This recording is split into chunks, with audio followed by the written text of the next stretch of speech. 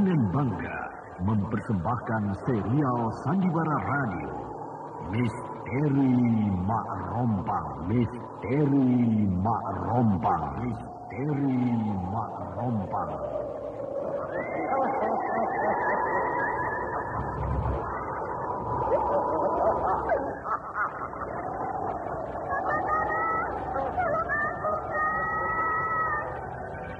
Cepat kemari Wulan. Mak Rompang. Kisah bangkitnya kembali setiap 200 tahun. Seorang anak manusia yang dapat berganti wajah dan wujud. Terkadang menjadi seorang gadis cantik teramat cantik. Terkadang menjadi seorang nenek tua renta buruk rupa yang selalu menimbulkan prahara dan malapetaka mengerikan bagi umat manusia.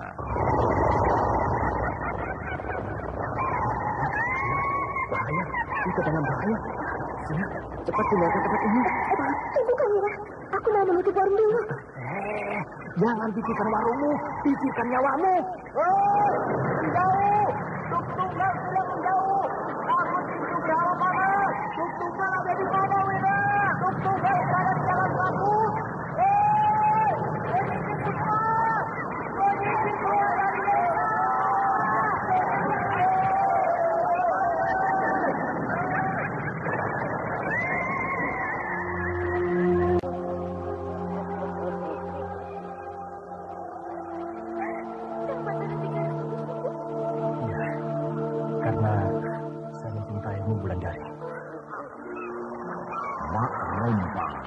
diselingi pula tawa ria penuh canda, serta kisah cinta kasih yang penuh dengan liku-pilu kehidupan dari dua insan manusia.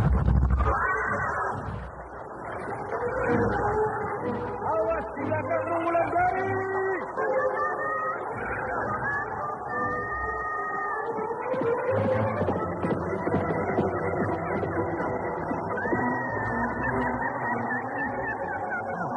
Celaka, Wulandari dibawa lari Mak Rompang.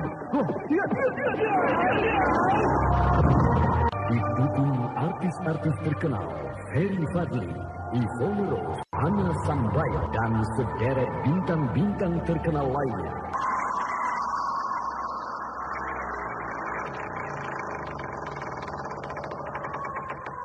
Aku ingin meminta kembang goyangan ini, supaya aku juga punya malam pengantin seperti yang kau alami. Ambillah kalau Mak Rompang mau. Aku ingin jadi pengantin. Aku ingin jadi pengantin seperti yang kau alami, Gandini.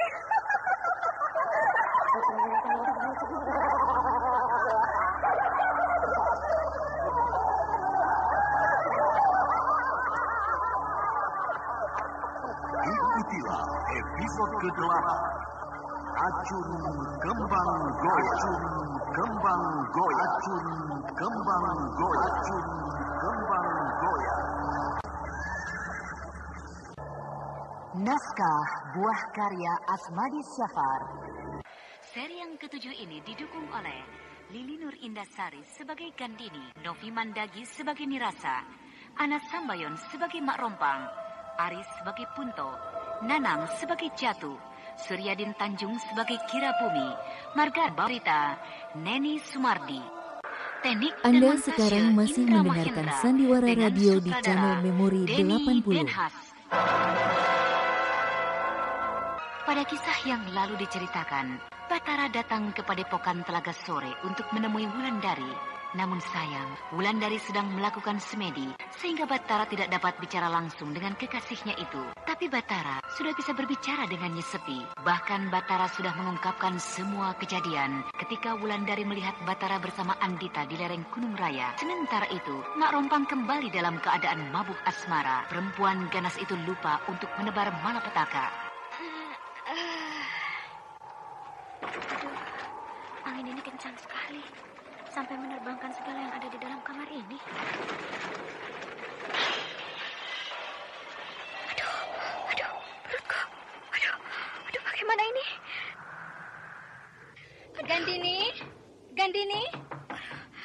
Gandini, buka pintu nak.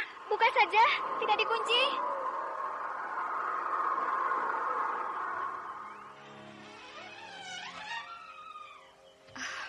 Ada apa, anakku? Kau terdengar mengerang kesakitan. Iya, Bu. Saya seperti masuk angin. Ibu kan sudah bilang, kalau sedang hamil begini, jangan suka larut malam tidurmu, nak. Dan jendela ini jangan terbuka begini, tidak baik. Jendela itu tadi tertutup, Bu. Tapi tiba-tiba terbuka ditiup angin. Sudah. Kau duduk saja, biar ibu yang menutupkannya.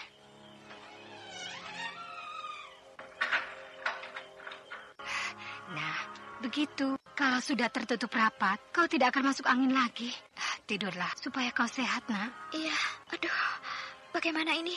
Kenapa lagi, nak? Aduh, perutku terasa sakit. Apa saya mau melahirkan, Ibu? Kau ini ada-ada saja, Gandini. Mana mungkin orang hamil 5 bulan terus melahirkan?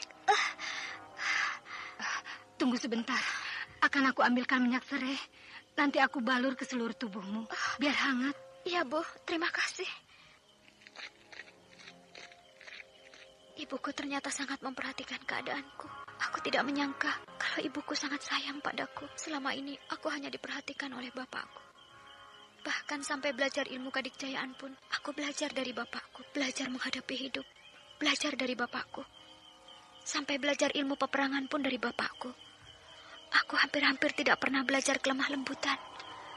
Aku hampir tidak pernah belajar bagaimana menjadi seorang wanita, menjadi calon seorang ibu. Aduh, perutku.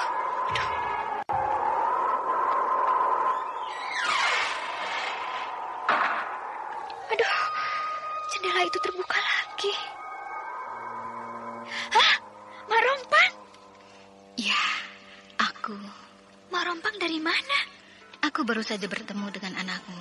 Anakku? Ya, anakmu. Aku bermain-main dengan dia. Aku bahagia sekali. Anakku? Ya, anak di dalam kandunganmu itu. Bayi di dalam kandunganku ini? Kini perutmu pasti tidak sakit lagi. Karena aku sudah keluar. Aku tidak mengganggumu lagi. Cepatlah melahirkan. Aku sudah tidak sabar menunggu bayimu. Bayiku? Untuk apa bayiku? Akan aku didik menjadi manusia yang perkasa. Manusia yang bisa menumpas musuh-musuhnya. Tapi ingat, bayimu juga adalah bayiku. Aku tidak mengerti maksud Mak Rompang. Nanti kau juga akan mengerti. Pergi saja perempuan aneh itu. Dia belum menerangkan padaku maksudnya menemui bayiku di dalam perutku ini. Tapi aneh ya, sakit perutku jadi hilang. Gandini? Kau bicara dengan siapa tadi, Gandini? Bicara? Aku ada dengan siapa-siapa, Bu? Ibu mendengar dari tadi. Bahkan ibu mendengar lawan bicaramu, Gandini. Kenapa ibu tidak masuk saja? Kan bahwa aku tidak bicara dengan siapa-siapa? Kau mengunci malam, nak? Tidak. Aku tidak pernah beranjak dari atas tempat tidur ini. Sudahlah. Ibu balur badanmu dengan minyak serai ini. Saya sudah tidak apa-apa, Bu. Perut saya sudah tidak sakit. Perasaanmu, Gandini. Angin jahat masih ada di dalam badanmu. Iya, Bu. Nah, jangan bilang kau sudah sembuh. Lihat tuh, seluruh punggungmu dingin. Mulai hari ini, ibu minta supaya kau jangan berlatih gerakan-gerakan silatmu lagi. Nanti anak di dalam kandunganmu ini akan rusak. Iya, tapi aku berlatih untuk kesehatan bayiku, Bu. Mana ada jurus-jurus silat untuk kesehatan bayi di dalam nak? Jurus-jurus silat itu kan untuk memukul lawan di dalam perkelahian. Ada, Bu. Sudahlah, ibu minta supaya kau mengikuti omongan ibumu ini, nak. Karena selama ini kau selalu mengikuti omongan bapakmu. Tapi kini bapakmu sudah tidak ada. Lalu siapa lagi yang harus kau ikuti kalau bukan omongan ibumu ini? Iya, Bu. Nah, selesai. Lalu berselimutlah supaya badanmu menjadi hangat. Iya, Bu. Sudahlah, aku mau pulang dulu. Mungkin di luar hari akan hujan. Malam ini bulan terang sekali jatuh.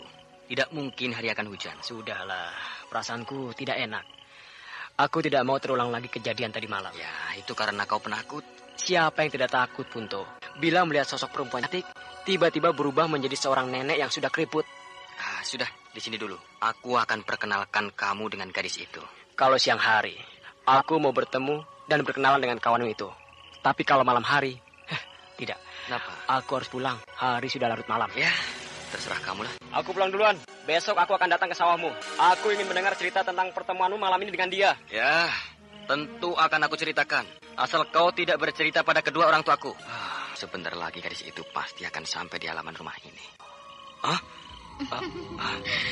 Kau terkejut dengan kedatanganku ini? Iya. Mari masuk ke dalam rumahku, mari. Di sini saja. Aku akan memperkenalkanmu pada kedua orang tuaku. Nanti saja, hari sudah larut malam. Tidak apa-apa, ayo. Jangan, nanti apa kata orang tuamu? Seorang gadis datang tengah malam begini. Ya, baiklah. Kalau kau datang lebih cepat, kau akan aku kenalkan pada kawanku. Suatu saat aku akan berkenalan dengan kawanmu itu. Kenapa kau terlambat datang? Padahal aku sudah menunggumu sejak tadi sore. Aku mampir di rumah seorang kawanku. Aku menengok bayinya. Aku bermain-main dengan bayinya. Siapa kawanmu itu? Gandini. Sudah besar anaknya itu?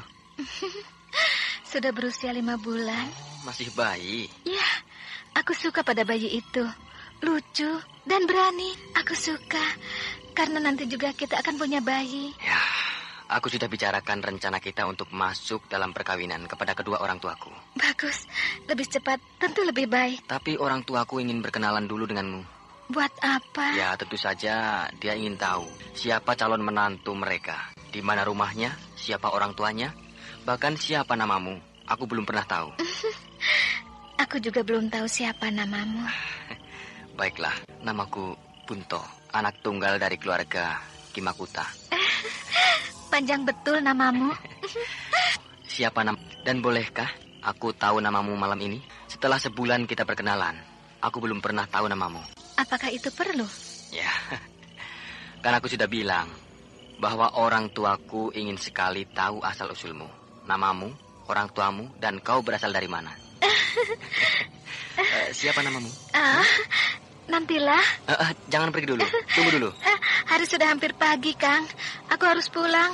Nanti orang tuaku mencari-cari aku. Iya, aku tahu. Biar aku yang mengantarkanmu pulang. Nah, kamu. Lepaskan, Kang Punto. Lepaskan aku. Aku tidak akan melepaskanmu sebelum kau sebutkan namamu. Ayo sebutkan. Nah, lepaskan. Besok kita bertemu lagi. Ini kembang goyangmu ketinggalan. Dia lari terus di dalam kegelapan malam ini.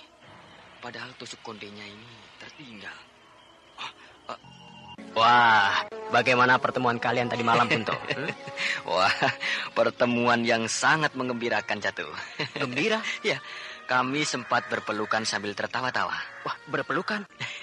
Wah, rupanya gadis itu sudah sangat mencintaimu, Punto. Ya, aku pun juga sangat mencintainya, Jatuh. Nih, sampai tusuk kondenya tertinggal. Nih, lihat. Kembang goyang. Wah, pasti dia baru jadi pengantin. Ya, mana mungkin. Punto, perempuan yang memakai tusuk konde berupa kembang goyang begini, ya, biasanya adalah pengantin baru. Mana mungkin pengantin baru bisa keluar rumah sering itu, Jatuh. Apalagi tengah malam. Iya juga ya. Nih, tusuk kondenya. Telapak tanganmu berdarah. Iya, terkena ujung kembang goyang itu tadi malam. Aneh, kenapa? Darah di telapak tanganmu berwarna ungu. Mungkin kembang goyang itu ada racunnya. Tapi aku tidak merasa apa-apa. Sudahlah, buang saja kembang goyang itu. Benda itu pasti ada racunnya. Jangan. Aku suka pada benda ini. Kalau dia datang lagi, akan aku pasangkan kembang goyang ini di kepalanya. Sudah hampir 4 bulan aku memikirkan teka-teki tulisan ini, tapi belum juga terpecahkan, Andita. Mungkin tulisan itu hanya hiasan saja, Rama. Menurut yang aku tahu, tulisan yang dibuat Ki Pandai Urat ini mengandung makna. Apalagi Ki Pandai Urat itu semasa hidupnya adalah seorang yang sakti. Jadi, pasti tulisan itu adalah sebuah petunjuk tentang di mana kitab itu disembunyikan oleh Ki Pandai Urat? Betul sekali, anakku. Lalu, apa yang akan Rama lakukan sekarang? Kita pergi ke puncak Gunung Sumbing sekarang. Kita cari kitab itu di sana. Pergi bersamaku ke sana? Iya. Yes! Kira Bumi dan putrinya yang bernama Andita melakukan lompatan aneh. Mereka melompat bagaikan salto, lalu tubuh mereka bagai diselimuti oleh kabut tebal sehingga hilang dari pandangan. Namun tiba-tiba mereka sudah berdiri di puncak Gunung Sumbing, di tempat jasad Ki Pandai Urat dikuburkan. Hari masih siang, sedangkan langit begitu cerah. puncak gunung ini sudah dipenuhi oleh semak belukar. Sedangkan dulu merupakan padepokan yang bersih dan asli. Rama pernah kemari? Dulu, ketika kau belum lahir. Disinilah Ki Pandai Urat menggembleng muridnya yang bernama Nyi Sepi dengan tekun. Sehingga Nyi Sepi menjadi seorang perempuan sakti yang sulit dicari tandingannya. Hanya sayang, kehebatan Nyi Sepi itu belum bisa mengalahkan perempuan jahat yang bernama Mak Rompang. Sehingga Nyi Sepi harus kehilangan tangan kirinya dalam sebuah perkelahian dengan Mak Rompang beberapa tahun yang lalu. Apakah Ki Pandai Urat bisa menghadapi Mak Rompang itu, Rama? Rasanya bisa, namun sayang, Ki Pandai Urat keburu meninggal karena tua. Sehingga cita-citanya untuk mengalahkan perempuan jahat itu tidak kesampaian. Dan itu sebabnya Ki Pandai Urat menulis kitab untuk bisa dipergunakan kelak oleh muridnya. Kitab yang berisi ilmu-ilmu pemunah Mak Rompang. Tapi karena Ki Pandai Urat sangat takut kitab itu jatuh ke tangan Mak Rompang, maka dia menyembunyikan begitu rapi. Tapi buat apa Rama mencari kitab itu? Bukankah tidak ada sangkut pautnya dengan kehidupan kita? Ya, aku bersedia payung sebelum hujan, anakku. Aku melihat gelagat Nyai Dusila yang akan membahayakan kita kelak. Nyai Dusila mulai berkawan dengan Mak Rompang. Kalau mereka berdua menyerbu ke dusun kita, maka kita akan kalah. Kita akan jadi budak mereka seumur hidup. Berbahaya juga ya. Iya, mari kita cari. Di mana kitab itu disembunyikan? Iya, Rama. Untung Ki Pandai Urat sudah mencabut pagar gaib di sekitar puncak gunung ini. Kalau tidak, kita tidak akan bisa bebas melangkah seperti ini. Apakah dulu Rama terkena pagar gaib Ki Pandai Urat di puncak gunung ini? Oh tidak, karena aku sudah tahu. Sehingga aku hanya memperhatikan tempat ini dari jauh. Dari dusun kita. Nah, ini kuburan Ki Pandai Urat. Dan ini bekas gubuk Ki Pandai Urat. Dan di atas batu ini, laki-laki tua itu sering melakukan semedi. Rupanya Rama tahu sekali tentang kehidupan Ki Pandai Urat. Aku suka pada Ki Pandai Urat karena dia laki-laki sakti. Itu adalah laki-laki yang baik hati dan ulas asih. Oh, begitu. Mana kulit rusa itu, Andita? Ini, Rama. Mari kita pelajari sekali lagi tulisan yang tertera di atas kulit rusa itu. Kira Bumi dan Andita kembali membuka lembaran kulit rusa yang mereka bawa. Lalu keduanya membaca tulisan yang tertera di atasnya. Namun mereka belum bisa memahami apa makna tulisan itu. Sementara hari semakin siang, matahari mulai bersinar dengan teriknya. Kira Bumi dan Andita sudah sampai ke puncak Gunung Sumbing untuk memecahkan teka-teki yang tertera pada tulisan di kulit rusa. Namun mereka belum juga bisa membuka tabir teka-teki itu.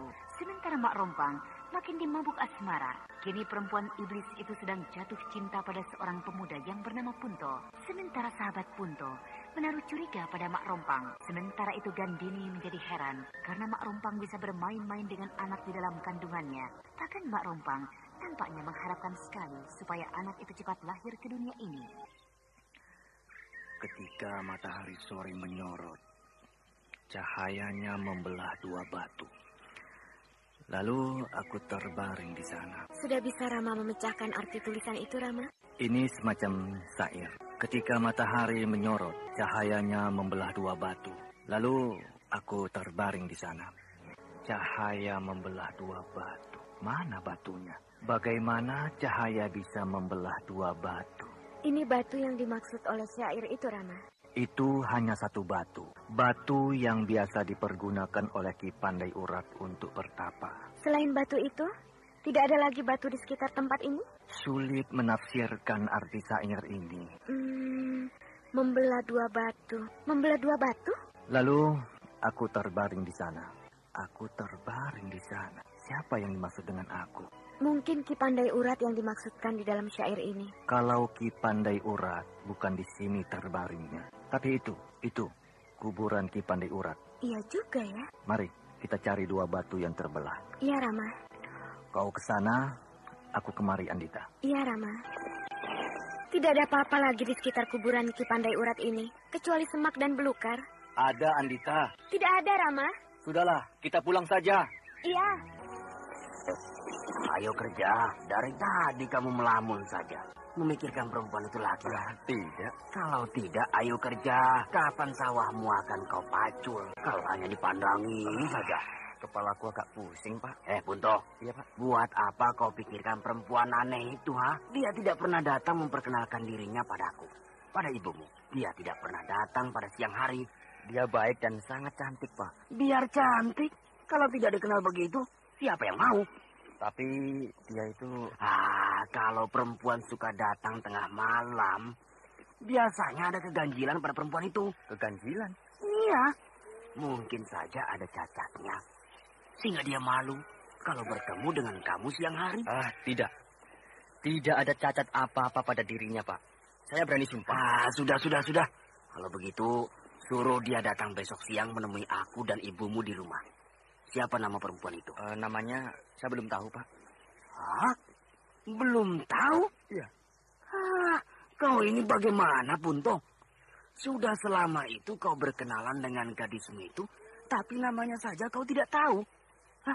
Sudah.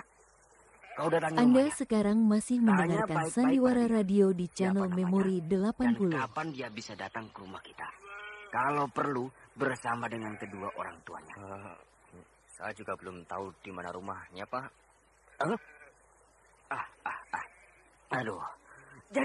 Jadi apa saja yang kau bicarakan kalau bertemu dengan dia? Ya, tapi saya tahu rumah saudaranya, Pak. Nah, pergilah ke rumah saudaranya. Tanyakan di mana rumah gadis itu. Siapa orang tuanya. Ya, supaya orang kampung ini tidak mengejek kita. Mengejek kita? Loh, apa kau tidak sadar bahwa hampir seluruh kampung ini membicarakanmu? Sampai-sampai mereka mengatakan bahwa kau berpacaran dengan perempuan siluman. Siapa bilang begitu, Pak? Banyak orang yang bilang begitu, Punto. Karena mereka mengintipmu bila kau menunggu gadis itu. Enak saja mereka bilang begitu. Siapa yang tidak akan bilang begitu, Punto? Karena hanya siluman yang datang tengah malam. Aku akan buktikan, Pak, bahwa aku bukan pacaran dengan perempuan siluman, tapi dengan perempuan baik-baik. Itu yang harus kau buktikan. Dan itu pula sebabnya bapak dan ibumu menginginkan agar gadis itu datang ke rumah kita secara terang-terangan. Tidak sembunyi-sembunyi seperti yang selama ini dilakukan. Ya, baik. Aku akan datang ke rumah familinya itu. Menanyakan di mana dia tinggal. Ya, pergilah. Sebelum kita malu berkepanjangan. Ayo. Belum juga datang dia. Punto.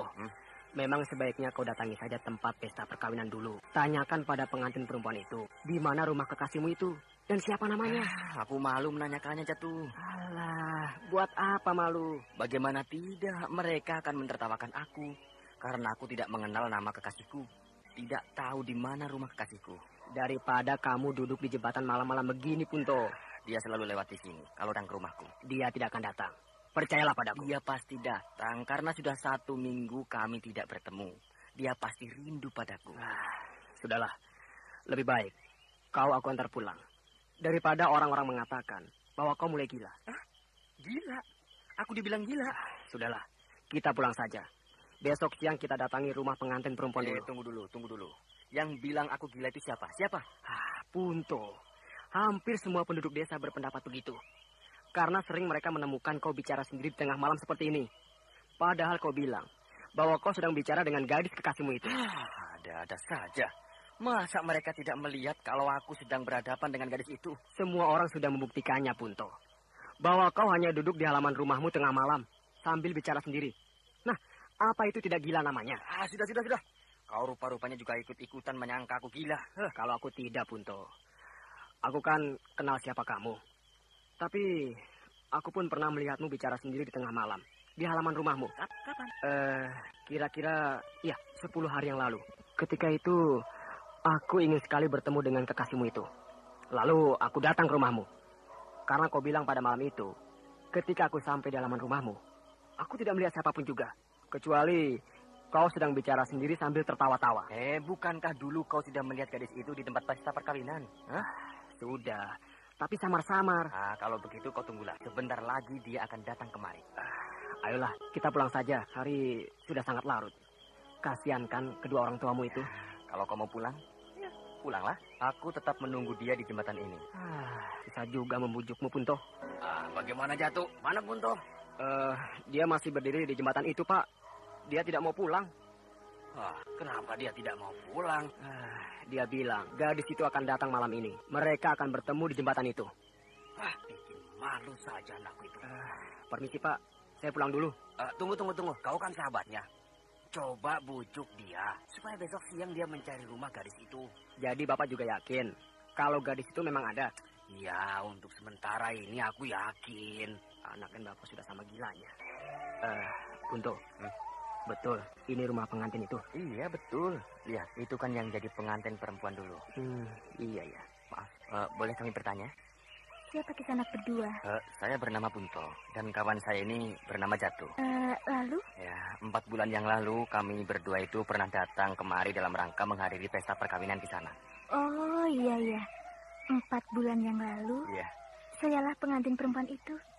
Tapi saya tidak kenal dengan Kisanak berdua. Dulu saya dan kawan saya ini datang kemari dibawa oleh kawan pengantin laki-laki. Oh begitu. Lalu? Saya datang kemari ya, ingin bertanya, di manakah rumah gadis yang bicara dengan Kisanak dulu? Bicara dengan saya? Iya. Gadis yang mana? Ketika itu sudah tengah malam. Tapi Kisanak dengan suami Kisanak belum juga masuk ke peraduan. Karena tamu-tamu masih banyak berdatangan. Kapan? Ketika pesta perkawinan Kisanak dulu. Oh iya, terus?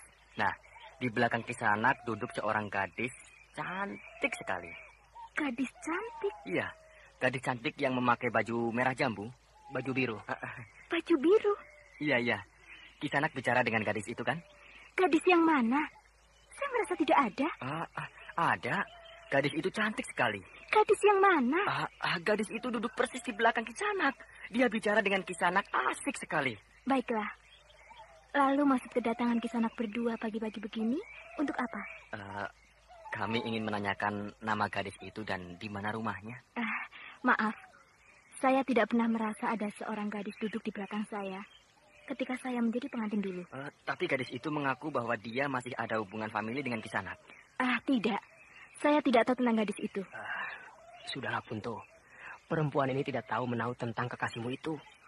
Kisanak tahu benda apa ini? Iya, ini kembang goyang yang dipakai oleh seseorang ketika jadi pengantin. Nah, ini milik gadis itu. Sudahlah, saya tidak tahu siapa gadis itu. Atau mungkin Kisanak berdua sudah melihat setan ketika itu. Nah, betul kan, Punto? Semua orang akan mengatakan begitu. Ayo, kita pulang. Baiklah, kami permisi. Iya. Bagaimana Jatuh? Apakah Punto belum cerita pada Bapak dan Ibu? Belum ketemu rumah gadis itu. Tidak, Pak. Bahkan pengantin perempuan itu tidak kenal dengan gadis kekasih Punto. Bahkan dia tidak pernah merasa punya famili dengan gadis itu. Kang, bagaimana nasib anak kita? Tenanglah dulu, tenang. Lalu bagaimana menurutmu Jatuh? Apa yang harus kami lakukan? Iya, tolonglah sahabatmu itu Jatuh. Tolonglah dia. Semakin hari dia semakin tidak karuan. Ya, sebenarnya kalau saja Punto bisa bertemu dengan gadis itu, maka dia tidak akan seperti sekarang ini. Carilah rumah perempuan itu supaya anak kami itu bisa terhibur. Satu-satunya jalan, Bapak dan Ibu harus mencari orang pintar untuk mengobati Punto. Karena aku yakin bahwa Punto sudah bertemu dengan makhluk halus. Kemana harus dicari ya? Sulit juga mencari orang pintar di dusun kita ini. Karena tidak ada satupun yang mengerti hal-hal seperti itu, Pak. Sudahlah. Pulanglah kau Jatuh. Hari sudah larut malam. Nanti kedua orang tuamu cemas memikirkanmu. Terima kasih, Pak. Nanti kalau ada, akan aku bawa kemari. Iya. Aku melamun sehingga aku tersasar kemari. Aku harus kembali lagi ke jalan semula. Pikiranku selalu pada Punto. Sehingga aku lupa jalan pulang ke rumahku. Kang. Seperti ada orang memanggilku. Kang, tunggu. Ada seseorang perempuan di belakangku. Kang, boleh mengganggumu? Siapa adik ini? Saya kemalaman. Rumah saya jauh. Cantik sekali gadis ini. Mau Kakang mengantarkan saya pulang? Tunggu. Ada apa, Kang? Adik dari mana? Dari jembatan itu. Apakah adik bertemu dengan seseorang di sana? Di jembatan itu hanya ada Kang Punto. Jadi adik... Saya kekasih Kang Punto.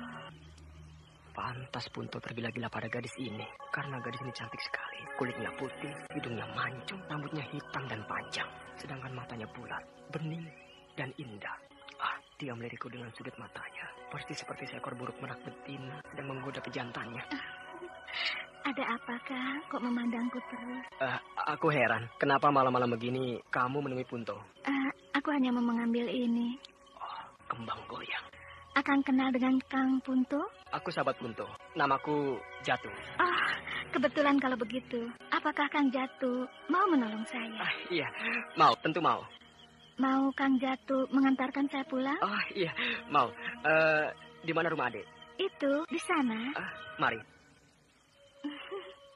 Nah, Kang Jatuh, kita sudah sampai. Ini rumahmu? Ya, kenapa? Kang Jatuh heran? Tidak apa-apa. Pasti gadis ini anak seorang bangsawan. Untung kedua orang tua saya tidak menunggu di depan rumah. Oh ya, kemana kedua orang tua adik?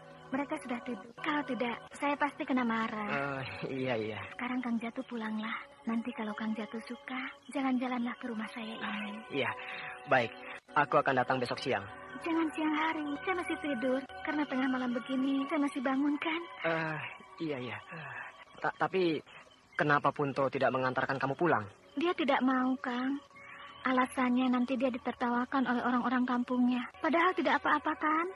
Iya, tidak apa-apa. Dan tentu mungkin saya yang pertama datang ke rumah adik ini. Iya, Kang Jatuhlah yang pertama mengantarkan saya pulang tengah malam begini. Sebagai tanda bahwa saya sudah mengantarkan adik malam-malam begini, apa ya? Pegang saja ini. Kembang goyang ini? Iya, nanti kalau Kang Punto minta bukti bahwa Kang Jatuh sudah ke rumah saya, tunjukkan saja kembang goyang ini kepadanya. Iya, baiklah. Pulanglah, Kang. Besok malam, kalau Kang Jatuh mau datang ke sini, akan saya tunggu. Iya. Saya pasti datang. Cepat sekali gadis itu masuk ke dalam rumahnya. Tiba-tiba saja, Mak Rompang sudah menghilang di dalam rumah yang besar dan indah itu. Sedangkan Jatuh masih berdiri di halaman rumah yang besar dan luas. Ketika Jatuh akan membalikkan badannya, tiba-tiba jendela rumah itu terkuak. Tampak Mak Rompang tertawa menyeringai ke arah Jatuh, sehingga Jatuh agak merinding melihat kejadian itu.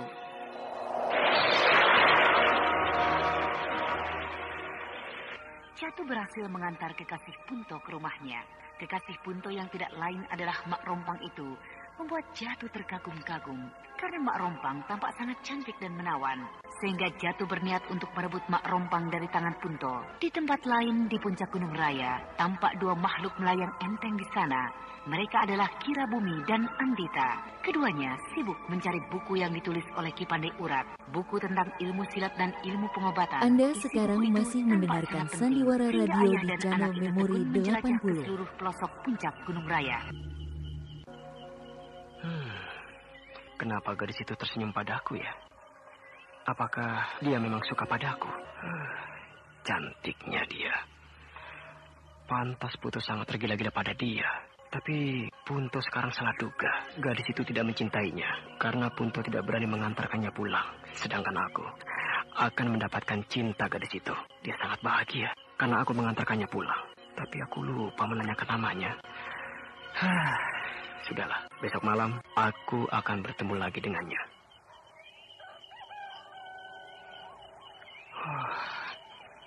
Ayam jantan sudah berkokok.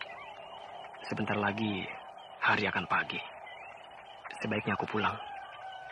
Nanti orang-orang akan melihatku di sini. Sehingga orang akan tahu di mana rumah gadis cantik itu. Rumah gadis itu hilang di telan kabut. Apakah aku salah lihat?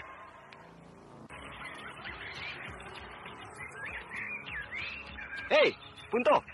Wah. Bagaimana? Kau ketemu dengan gadis itu tadi malam? Iya, ketemu.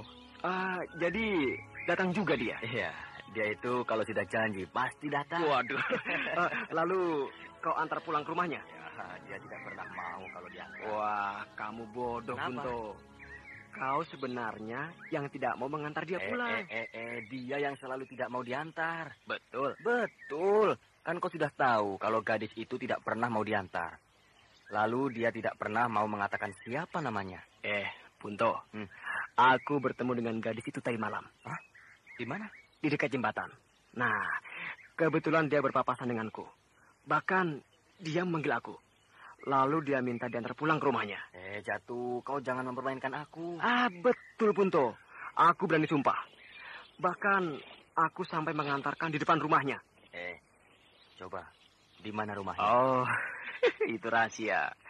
Rumahnya besar dengan halaman yang sangat luas. Kau pasti bohong. Kenal saja kau tidak dengan dia. Bagaimana bisa mengantarkan pulang? Jadi, kamu tidak percaya? Ya, bagaimana bisa percaya? Aku saja yang sudah kenal lama tidak bisa mengantarkannya pulang, apalagi kau. Betul. Aku mengantarkannya pulang. Kalau melihat rumahnya, dia itu pasti anak orang bangsawan. Alah, kau cuma memanas-manasi aku. Terserah. Mau percaya boleh. Di mana rumahnya? Di sana. Di sana di mana? Di sana, jauh. Jauh di mana? Kalau mau tahu rumahnya, nanti akan aku tunjukkan kepadamu. Aku tidak percaya. Aku tidak percaya, titik. Betul-betul kamu tidak percaya? Iya. Bahwa aku sudah bisa mengantarkan dia pulang? Iya. Mau bukti? Mana buktinya? Baik. Nih, buktinya.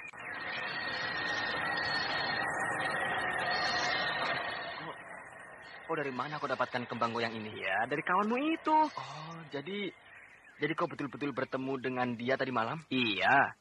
Dia meminjamkan kembang goyang ini kepadaku sebagai tanda bahwa aku sudah bertemu dengan dia. Oh, tadi malam? Iya. Baru saja aku memberikan kembang goyang ini pada dia. Bagaimana kalau kita menghadap orang tuaku? Untuk apa? Ya, untuk melaporkan bahwa kau sudah tahu rumahnya. Bagaimana ya? Aku juga suka pada gadis itu. Sayang, kalau dia sampai jatuh ke tangan Punto. Ayolah, kan kita sudah janji pada kedua orang tuaku bahwa kita akan melaporkan apa yang kita ketahui tentang gadis itu. Iya kan? Iya, tapi... Ya, kalau kau tidak mau, ya, aku akan tetap bilang pada kedua orang tuaku bahwa kau sudah sampai ke rumah gadis itu. Tinggal kini bagaimana caranya kita ke rumah gadis itu untuk bertemu dengan kedua orang tuanya. Aduh, tanganku jatuh. Telapak tanganmu berdarah. Iya, berdarah. Kena ujung kembang goyang ini. Darah yang mengalir berwarna ungu. Persis seperti apa yang aku alami beberapa hari yang lalu. Aduh, bagaimana ini? Apakah ini berbahaya? Jangan cemas, jangan cemas. Tapi rasanya sakit menjadi-jadi. Lebih baik sekarang kau dan aku pergi ke rumahnya. Buat apa?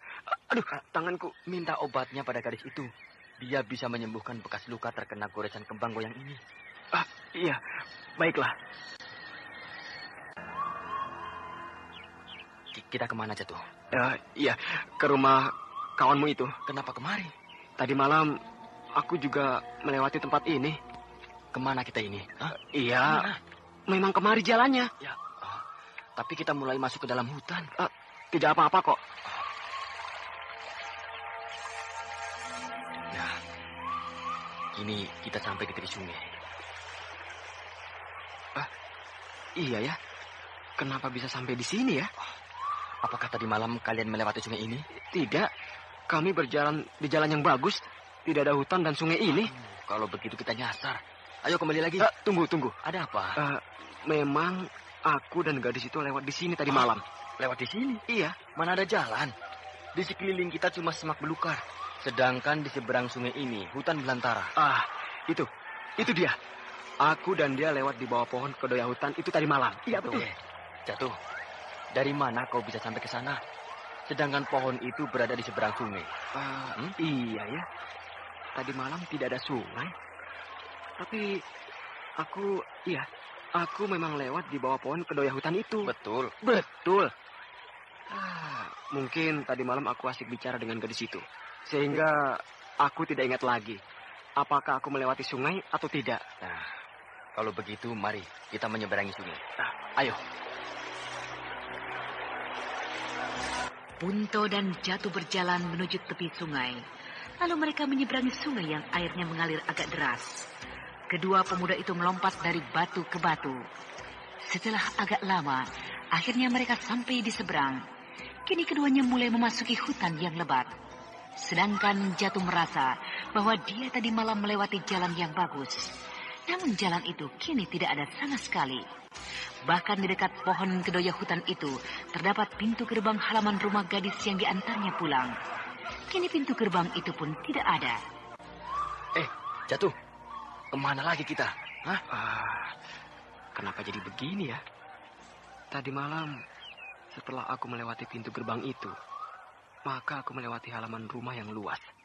Sebelum sampai di depan tangga rumah yang besar dan indah. Jatuh, ayo. Kemana lagi kita harus berjalan? Kita terus. Terus kemana? Kita lewat dulu di bawah pohon kedaya hutan itu. Nanti tambah tersasar masuk ke dalam hutan ini.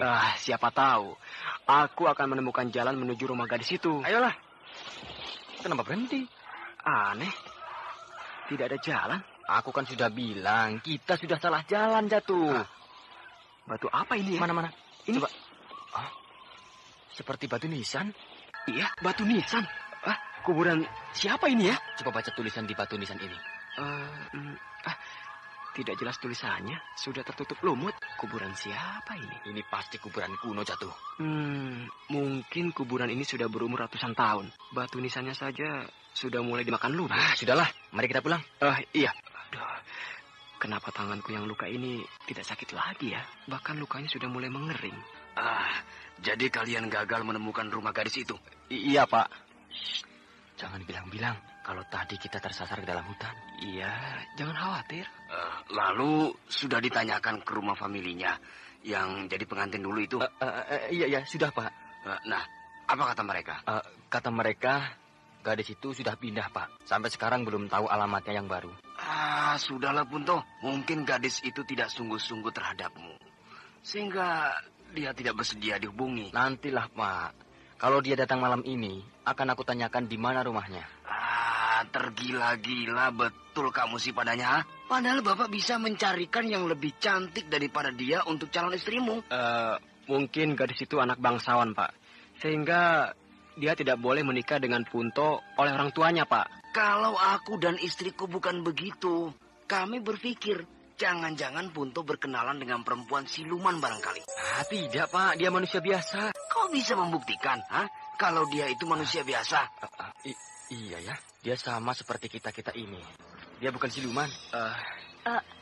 Punto, kalau memang perempuan itu manusia, dia tidak akan datang di tengah malam menemuimu.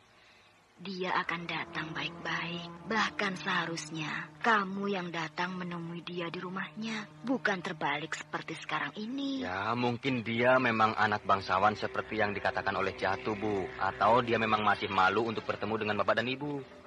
Kalau begitu, akan aku buktikan dengan bapakmu. Apakah dia itu memang manusia atau bukan? Kenapa harus begitu, Bu? Kamu tahu, sekarang seluruh penduduk desa sudah bilang bahwa kamu itu sedang pacaran dengan siluman, dengan makhluk halus. Nah, coba kamu pikir, apa ibu dan bapakmu tidak malu mendengarnya? Jangan-jangan gadis itu memang sebangsa dedemit hutan. Aku jadi ragu-ragu juga. Padahal nanti malam, aku berjanji datang ke rumahnya. Kalau aku bertemu dengannya nanti malam, tentu aku akan memandang wanita yang cantik tiada tandingan. Bahkan, aku akan bisa berkenalan dengan kedua orang tuanya. Aduh. Kenapa, Jatuh? Tidak apa-apa. Tanganmu mulai berdarah lagi, dan darahmu berwarna ungu. Iya, berdarah lagi. Kenapa tanganmu jatuh? Agak sakit, Pak. Aneh. Setiap aku mengingat dan merindukan gadis itu, tiba-tiba saja luka bekas kembang goyang itu sakit lagi. Bahkan mengeluarkan darah. Sudah keluar rumah anak kita, Kang? Sudah. Punto sudah berdiri di halaman rumah. Ayo kita intip.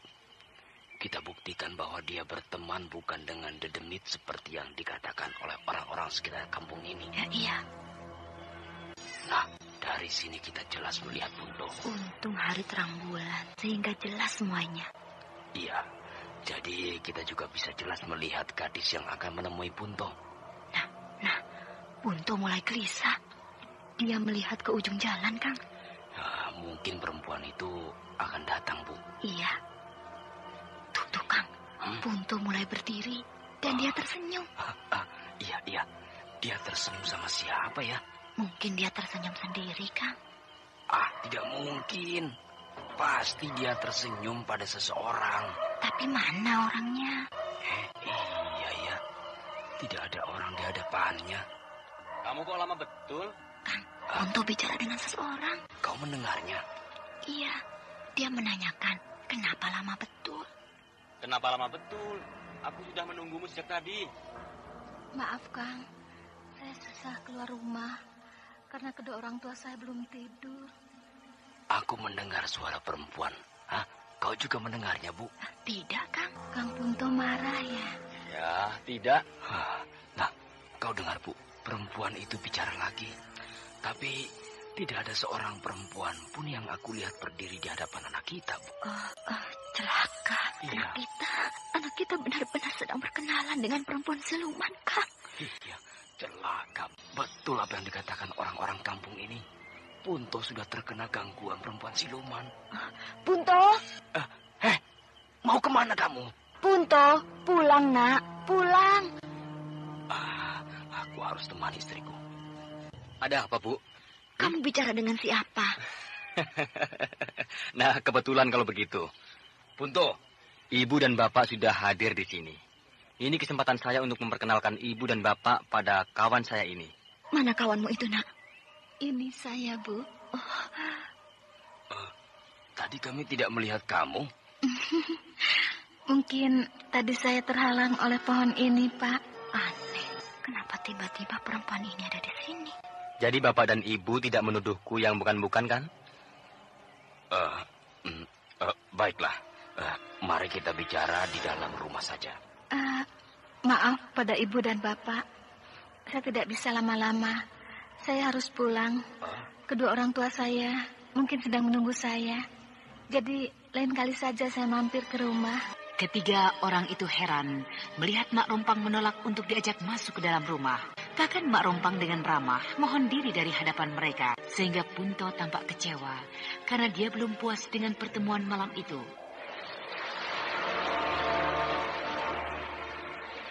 Pemuda yang bernama Punto sangat tergila-gila pada gadis yang selalu menemuinya di malam hari. Gadis itu tidak lain adalah Mak Rompang yang keganasannya sangat mengerikan. Sayang, laki-laki muda itu tidak menyadari karena dia sudah terpengaruh oleh kecantikan Mak Rompang. Namun bapak dan ibu Punto mulai curiga bahwa anaknya sedang berada dalam cengkraman siluman perempuan yang sangat cantik. Keadaan Punto ini sudah menjadi pembicaraan di kampungnya. Orang-orang kampung menaruh kasihan. Bahkan ada yang berniat untuk menolong Punto. Teman Punto yang bernama Jatuh juga kasihan pada sahabatnya itu. Namun secara perlahan-lahan, Jatuh pun mulai tergoda dengan Mak Rompang. Bahkan kembang goyang yang mengandung racun sudah berada di tangan Jatuh. Dia baru datang. Kakang, sudah lama menungguku? Sudah. Apa kata mereka? Siapa? Punto dan kedua orang tuanya. Oh, mereka hanya menawarkan mampir ke rumah. Tapi aku tidak bisa, karena aku harus cepat pulang. Kenapa? Mungkin kedua orang tuaku sedang mencariku. Mari, saya antar pulang. Jangan, tidak usah. Nanti aku kena marah. Loh, siapa yang memarahi kamu? Orang tuaku. Harusnya kedua orang tuamu gembira bahwa anaknya ada yang mengawal pulang tengah malam begini. Kakang tidak mengerti sifat orang tuaku. Baiklah, tapi aku harus mengantarkan kamu pulang. Tidak usah, lain kali saja, Kang. Bukankah kemarin kita sudah janji bahwa aku akan datang lagi ke rumahmu malam ini? Besok saja, jangan sekarang. Nah, aku pulang dulu ya. Tunggu dulu. Ada apa lagi, Kang? Aku ingin bertanya tentang kembang goyang ini padamu. Sudah, simpan sajalah dulu. Kalau Akang masih ingin bertemu denganku. Bukan begitu maksudku. Apalagi? Kenapa tanganku bisa mengeluarkan darah yang berwarna ungu ketika terluka oleh ujung kembang goyang ini? Mana? Nih, lihatlah. Mana lukanya? Ini, iya. Tidak ada kan? Tadi siang luka itu ada. Bahkan masih mengeluarkan darah. Itu hanya perasaan Akang saja. Sudah ya, aku pulang dulu. Tunggu. Ada apa lagi, Kang? Aku ingin tahu siapa namamu. Lain kali saja kan bisa. Sekarang saja. Lain kali saja, Kang. Loh, kok mahal betul untuk mengetahui namamu? Bukan mahal. Sudahlah, aku pulang dulu. Aku akan tetap mengantarkan kamu pulang. Wah, Kang Jatuh ini tidak mau mengerti. Kamu tahu namaku? Tahu? Tahu dari mana? Dari Kang Punto. Kok Kang Jatuh mengikuti aku terus? Kan aku sudah bilang bahwa aku tetap akan mengantarkan kamu pulang. Ya, terserahlah. Tapi kalau terjadi apa-apa pada diri Kang Jatuh, jangan menyesal ya. Kenapa? Orang tuamu akan memarahi aku. Bagiku itu tidak apa-apa. Aku adalah pemuda yang paling hormat terhadap orang tua. Apalagi orang tuamu.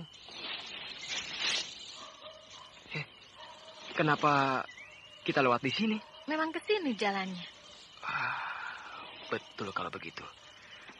Tadi siang aku dan Punto juga melewati semak-semak ini. Dan kita sebentar lagi akan melewati sungai kan? Kemana gadis itu? Kok hilang? Hei! Aku belum tahu nama gadis cantik itu. Aku tidak tahu harus memanggil siapa. Hei! Sekarang aku harus kembali ke jalan semula. Daripada tersesat di tengah hutan ini. Laki-laki muda yang bernama Jatuh itu masih berputar-putar di tempat dia berpisah dengan gadis cantik yang bernama Mak Rompang. Jatuh seolah-olah tidak tahu jalan pulang. Sehingga laki-laki muda itu duduk di tanah karena kecapean. Di tempat lain di puncak Gunung Raya, Batara sedang tertidur pulas. Tampak sekali pada raut wajah Batara bahwa dia masih di dalam rasa duka dan kesedihan yang dalam. Dan di dalam tidur nyenyaknya itu, Batara bermimpi. Mimpi bertemu dengan harimau putih yang pernah dilihatnya di kuburan Kimujur beberapa hari yang lalu.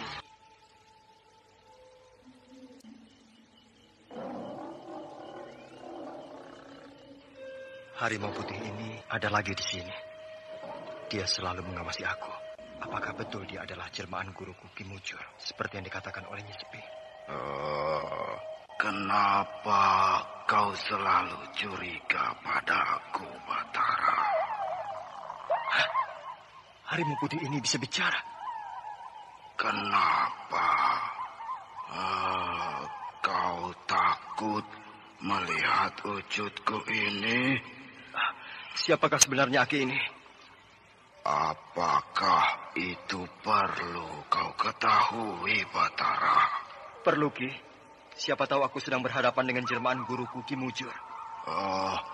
Aku adalah suruhan Kimujur. Aku bernama Aki Patok.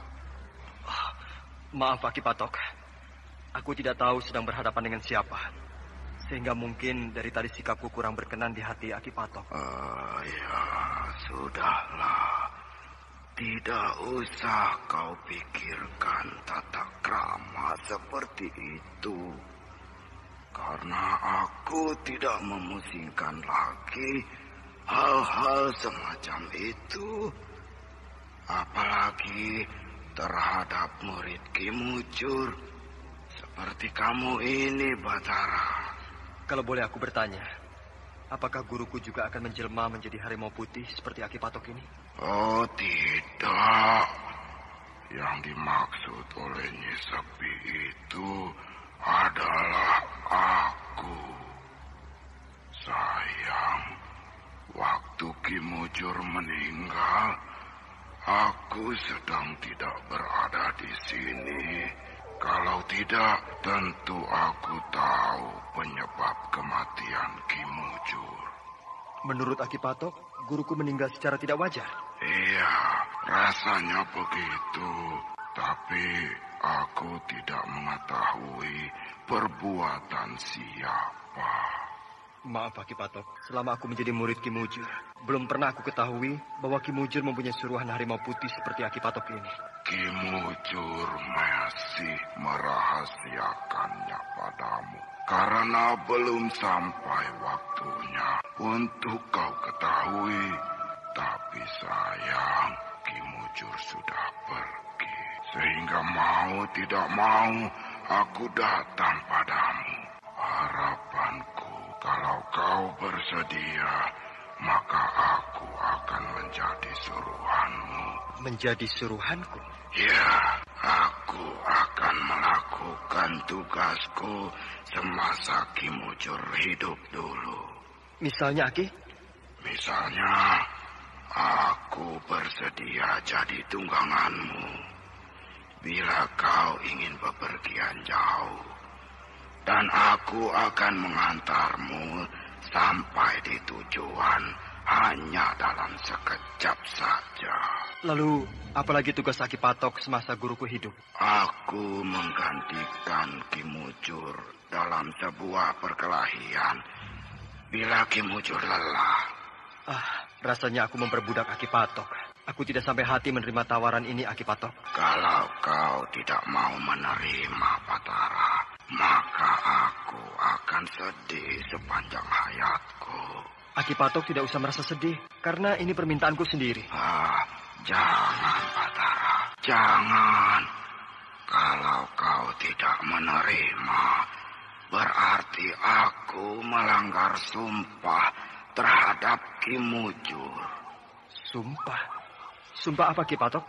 Wah, panjang ceritanya, Batara.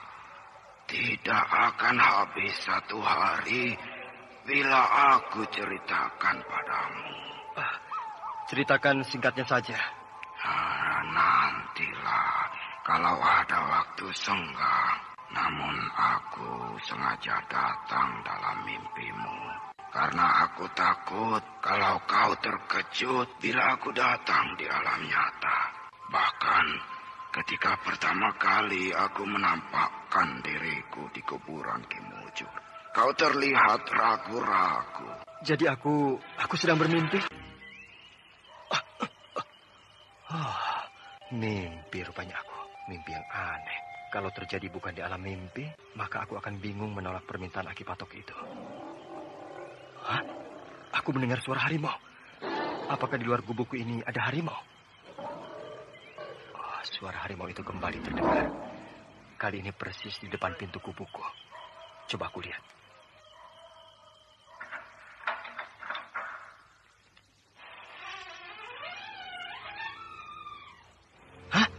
Harimau putih. Kini bukan dalam mimpi aku bertemu dengan harimau putih ini, tapi benar-benar di alam nyata. Apakah benar ini harimau yang bernama Aki Patok? Aki Patok? Harimau ini memandangku dengan ramah. Bahkan dia duduk di lantai. Aki Patok?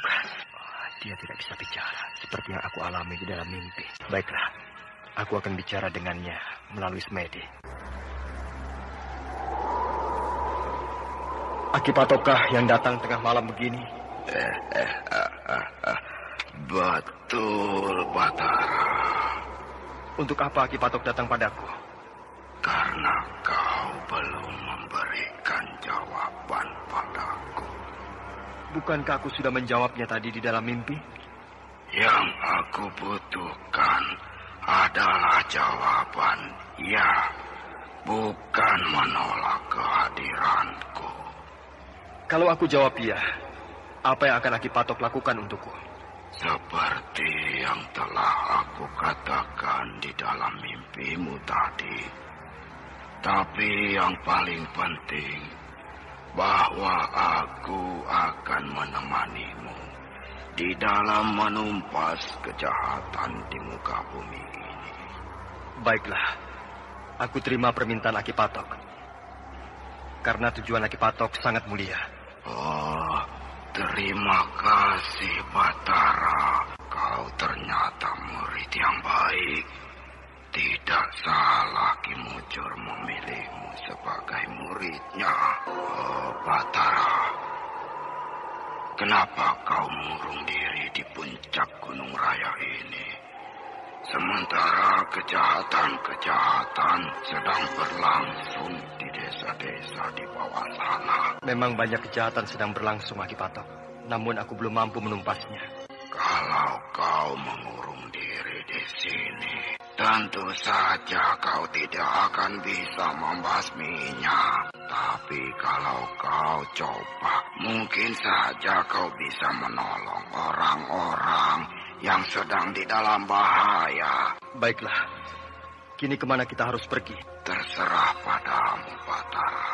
Aku siap mengantarkan kemana tujuanmu. Baik, mari antarkan aku ke kampung halamanku. Marilah, buanglah perasaan murung yang berkepanjangan itu. Aneh juga. aku bisa bicara dengan Aki Patok ini di dalam semediku? Aki Patok seolah-olah menyuruhku naik ke atas punggungnya. Baiklah, Ki Patok. Aku akan naik ke atas punggungmu. Batara naik ke atas punggung harimau putih yang bernama Aki Patok itu. Lalu dalam sekejap, harimau putih itu sudah melompat menuruni gunung raya di dalam kegelapan malam yang hanya diterangi oleh kerlipan ribuan bintang di langit. Batara dan harimau tunggangannya tampak berkelebat putih menembus kabut yang menutupi lereng gunung. Dan dalam sekejap, Batara sudah hilang menembus kegelapan malam. Aki Patok, kita sudah memasuki sebuah kampung. Sebaiknya aku turun dari punggungmu, supaya orang-orang kampung ini tidak terkejut melihat kehadiran kita.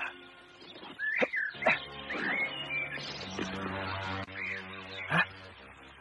Harimau tungganganku itu hilang. Desa Kumbang. Kalau tidak salah, di sini asal kampung Ibu Gandini. Gandini, dia ada di sini. Gandini? Oh, Kang Batara. Rupanya kau sedang hamil.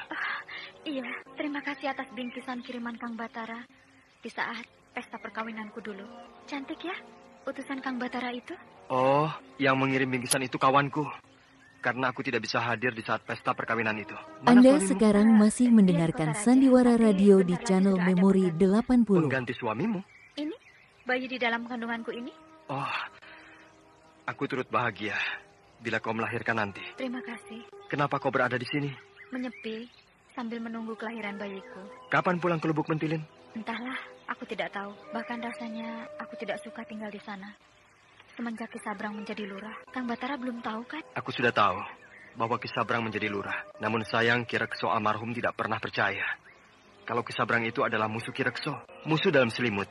Itulah kekurangan ayahku. Kalau Ki Rekso sudah mempercayai seseorang, maka sulit untuk mengatakan keburukan orang itu di hadapan Ki Rekso. Kang Batara sekarang mau kemana? Mungkin ke Lubuk Mentilin. Lubuk Mentilin masih jauh. Bermalamlah di rumah kakek dan nenekku barang satu malam. Terima kasih Gandini. Kenapa? Aku ingin cepat sampai ke Lubuk Mentilin. Kang Batara tidak mau menerima tawaranku ini? Bukannya tidak mau, tapi aku ingin meneruskan perjalananku sekarang. Baiklah, tapi kalau Kang Batara lewat di sini lagi, aku harap Kang Batara tidak menolak tawaranku untuk bermalam di sini. Iya. Siapa yang berputar-putar di tengah hutan itu? Lebih baik aku dekati dia. Pasti dia sedang tersesat. Hai, Kisanak. Kisanak mau kemana? Aku masih di sini. Kisanak mau kemana? Siapa Kisanak? Aku pengembara yang kebetulan lewat di sini. Kisanak mau kemana? Aku mau ke rumah kawanku. Tapi aku tidak tahu lagi jalan ke rumahnya. Kisanak tampaknya sedang tersesat di hutan ini. Aku tidak tahu. Tapi aku sejak tadi malam berada di sini. Di mana kampung Kisanak? Aku berasal dari Dusun Gumbang. Kalau mau pulang, aku bersedia mengantarkan Kisanak ke dusun itu. Terima kasih. Tapi aku ingin ke rumah kawanku itu. Orang ini tampaknya sedang terpengaruh sesuatu.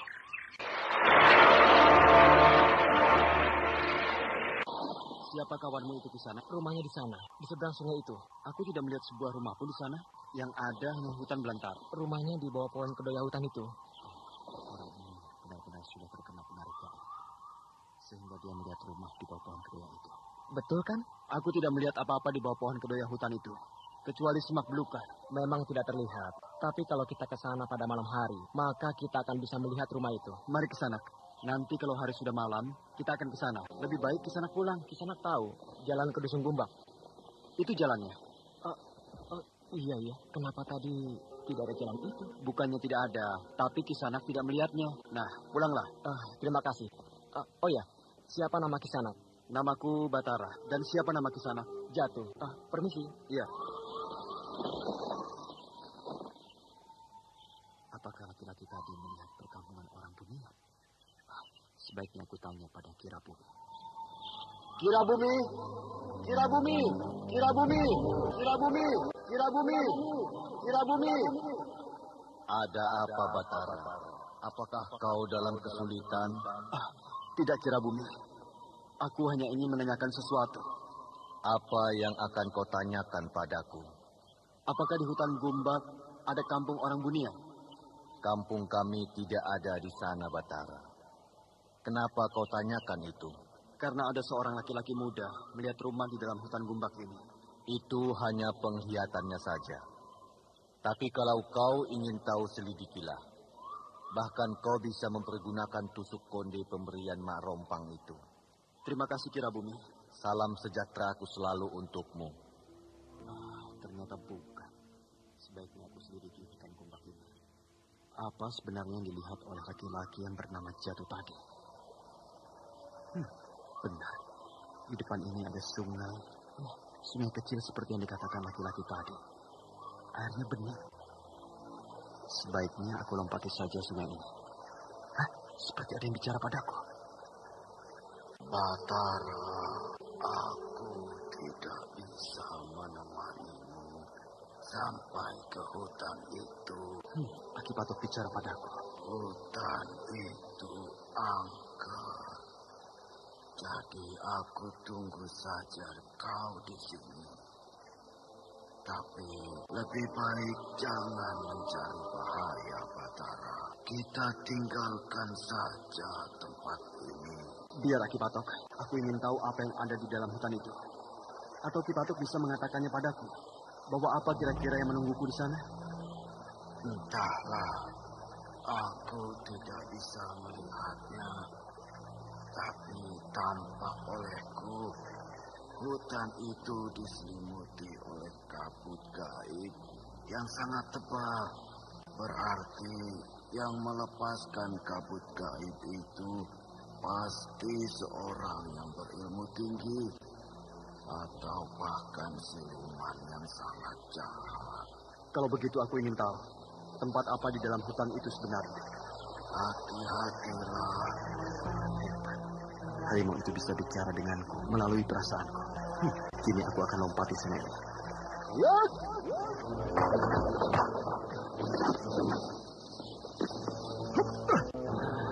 Hutan ini benar-benar lebat. Tidak ada satupun rumah di bawah pohon kebaya hutan ini. Kalau laki-laki tadi mengatakan bahwa di sini ada rumah, tentu pasti ada sesuatu yang ada di dekat pohon kebaya hutan ini.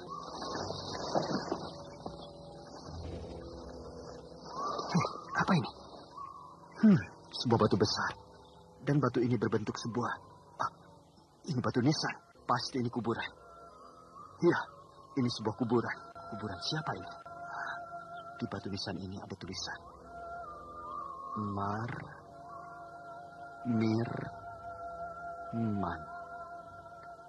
Tulisan ini sudah tidak terbaca lagi. Sudah rusak dimakan lumut. Pasti kuburan ini kuburan kuno. Kuburan ini sudah sangat lama. Bagaimana caranya aku mengetahui siapa yang dikubur di sini? Apakah memang ini kuburan orang yang sakti semasa hidupnya? Sehingga hutan Gombak ini juga menjadi angker. Oh iya, Kirabumi menyuruhku memakai tusuk konde Mak Rompang ini. Supaya aku bisa melihat rumah siluman apa yang ada di sekitar hutan ini. Tusuk konde, kau sudah berada dalam genggamanku. Tunjukkan padaku tempat apa ini. Ya!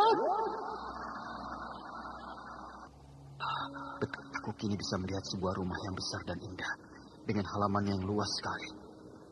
Apakah ini tempat tinggal Mak Rompang yang baru?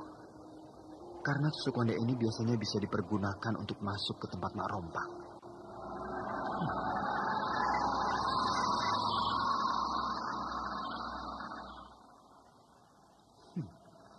Aku harus bersiap menghadapi Mak Rompang. Kalau memang rumah ini adalah rumahnya. Pintu rumah ini tidak dikunci. Mungkin ada penghuninya di dalam.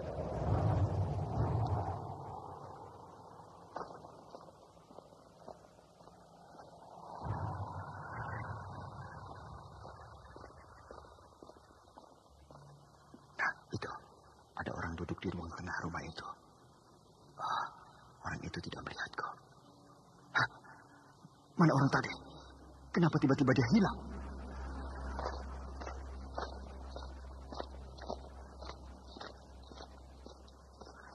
Aku kejar suara langkah kaki itu.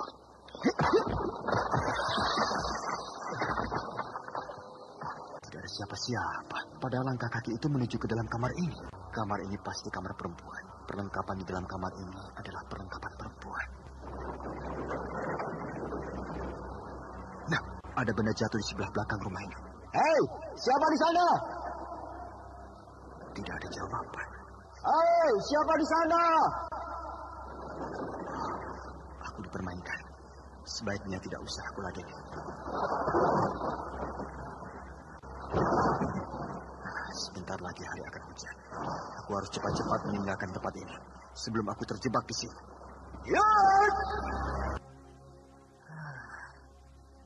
Tidak datang dia malam ini. Biasanya kalau sudah lewat tengah malam begini, dia pasti muncul dari ujung jembatan itu. Baiklah, akan aku susul ke jembatan itu. Pasti dia sedang berkencan dengan Punto. Nah, itu dia. Hei, tunggu, ini aku. Sialan, dia berjalan terus. Bahkan kini jalannya dipercepat. Akan aku kejar dia. Hei, tunggu. Mau kemana kamu? Mau ke sana? Tunggu. Kok jalan terus? Ini aku, Kang Jatuh. Aku mau terus. Berhentilah dulu. Jangan begitu. Kang Jatuh mau apa menghalangi jalanku? Ya, mau ketemu dengan kamu. Karena... Buat apa? Kamu tahu kan, sudah sejak sore tadi, aku berdiri di sini menunggu kamu. Kini hari sudah tengah malam. Jadi? Aku mau bicara. Ayo, kita duduk di sini. Aku mau terus. Aku tidak perlu lagi bicara dengan Kang Jatuh. Tidak perlu lagi kita bicara. Ada apa ini? Kok tiba-tiba kamu jadi begini? Tidak ada apa-apa. Lalu, kenapa kamu tidak mau bicara denganku? Apakah kamu sudah bosan dengan aku? Apakah kamu hanya mementingkan Punto? Iya, begitu? Iya. Baik, bagus. Tapi bilang dulu, apa salahku? Sampai kamu tidak mau lagi bicara malam ini dengan aku. Kang Jatuh sudah keterlaluan. Keterlaluan bagaimana? Kang Jatuh membawa orang ke rumahku tanpa seizinku. Membawa orang? Iya. Siapa yang aku bawa ke rumahmu? Masuk ke dalam rumah saja. Aku belum pernah. Tadi siang, ada seorang pemuda yang datang ke rumahku. Bahkan habis barang-barangku di dalam rumah pecah disenggolnya. Sehingga kedua orang tuaku marah. Pasti laki-laki yang menolongku keluar dari hutan gumbak itu. Kenapa tidak kau usir saja dia? Kebetulan aku sedang tidak ada di rumah. Kenapa kedua orang tuamu tidak mengusirnya? Orang tuaku sudah tua. Tidak akan sanggup menghadapi pemuda sakti itu. Apalagi dia datang dengan seekor harimau putih yang menunggunya di seberang sungai. Harimau putih? Aku tidak melihat harimau putih ada di dekat pemuda itu. Sudahlah. Anda sekarang masih mendengarkan Sandiwara Radio di channel Memori 80. Jangan. Kembang goyang itu lambang cintaku. Aku akan memberikan kembang goyang itu kepada orang yang aku cintai. Jadi, akan kau berikan kepada siapa lagi kembang goyang ini? Kang Punto. Dia orang baik. Dia tidak macam-macam. Dia orang yang sabar. Ayo, kembalikan. Jadi, betul. Kamu tidak suka lagi padaku? Aku cukup bicara sekali saja. Tidak usah diulangi lagi. Kalau begitu, aku pulang. Mana kembang goyang itu? Ada di rumahku. Suruh si Punto saja yang mengambilnya besok. Baik, tapi ingat, jangan sampai tidak diberikan. Tidak usah kau mengancamku seperti itu. Sialan, dihinanya aku. Baru dia minta kembang goyang, nyawa pun aku berikan. Asal aku tidak dihina seperti ini. Suatu saat, nyawamu memang aku minta. Suara siapa itu?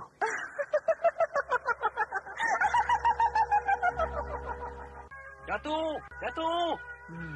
Pasti dia datang disuruh mengambil kembang goyang ini. Jatuh. Masuk saja. Pintu itu tidak dikunci. Maaf, aku mengganggumu siang ini. Tidak apa-apa. Aku datang kemari, Jatuh. Disuruh mengambil kembang goyang ini kan? Oleh gadis itu? Iya, tapi maaf, kau jangan marah. Tidak. Buat apa aku marah? Nih, ambil. Iya, terima kasih. Punto. Iya.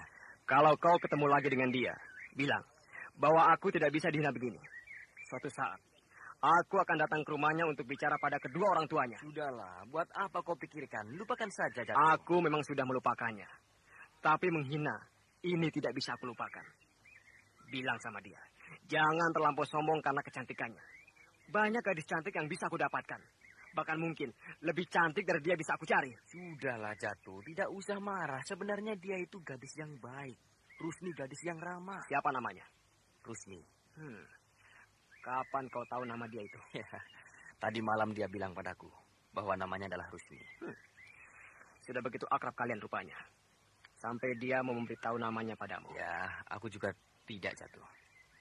Kenapa dia memberikan namanya padaku? Itu saja sudah menampakkan kesombongannya. Dia terlampau menganggap remeh aku. Sehingga dia tidak merasa perlu aku tahu namanya. Sudahlah. Aku permisi dulu.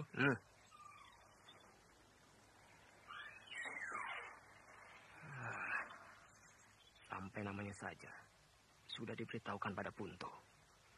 Mungkin memang Punto yang bernasib baik. Kalau mereka bertambah akrab, bagaimana ya? menyesal juga aku ribut dengan gadis yang bernama Rusmi itu. Kalau saja aku tidak marah tadi malam, mungkin dia tidak akan sampai marah padaku atau berpaling pada Punto. Padahal aku sudah punya kesempatan. Bahkan akulah orang pertama yang tahu di mana rumahnya. Dasar sial. Bagaimana, Ki Wista? Betul dia? Entahlah, Ki Sabrang. Saya kurang begitu jelas melihatnya tadi. Jadi saya tidak berani mengatakan apakah itu Batara atau bukan. Seharusnya Ki Wista ikuti terus laki-laki tadi, sehingga Ki Wista menjadi jelas siapa dia. Saya merasa tidak enak mengikuti orang, Ki Sabrang. Takut orang itu buruk sangka pada saya. Kenapa harus takut, Ki Wista? Kampung ini adalah kampung kita, sehingga kita berhak memperhatikan orang yang keluar masuk. Apalagi sekarang keadaan bertambah tidak menentu, sehingga kita perlu mengawasi orang yang keluar masuk kampung ini. Iya, Ki. Sekarang kemana laki-laki itu arahnya? Mungkin mencari penginapan. Kalau begitu lebih mudah bagi kita. Dia pasti menginap di penginapanku. Iya, Ki. Pasti. Karena penginapan di sini hanya satu-satunya milik Ki Sabrang itu. Sekarang Ki Wista selidiki laki-laki itu. Kalau memang Batara, maka nanti malam aku akan mengirim orang untuk menghabisi dia sebelum dia membuat keributan di sini. Iya, Ki. Nah, pergilah. Aku tunggu kepastian tentang dia. Iya, Ki. Saya permisi. Ki Wista, kok tiba-tiba menghilang saja setelah bertemu denganku tadi? Wah, berbahaya, Batara. Berbahaya. Berbahaya bagaimana? Lebih baik kita bicara agak kemari. Ki Wista, ada apa? Kok seperti orang ketakutan? Iya. Kampung kita ini sekarang sedang tidak aman. Banyak mata-mata. Ayo kemari. Iya. Nah, di sini aman, Batara. Kita tidak mungkin dilihat orang. Iya. Tempat ini agak terlindung. Orang tidak akan bisa melihat keberadaanku di desa ini. Sebaiknya memang begitu, Batara. Keberadaanmu di desa ini jangan sampai ada yang tahu. Itu sebabnya tadi ketika kau memanggilku, aku pura-pura tidak tahu. Iya. Kenapa Ki Wista seolah-olah menghindar ketika melihatku? Di kampung ini sekarang banyak mata-mata dan kaki tangan Ki Sabrang. Orang yang paling berbahaya oleh Ki Sabrang adalah kau dan Den Gandini. Gandini? Iya. Ki Sabrang takut kalau Gandini merebut kekuasaannya di desa ini. Kalau aku? Ki Sabrang takut kalau kau datang kemari hendak membunuhnya. Aku memang datang kemari berniat untuk membunuhnya.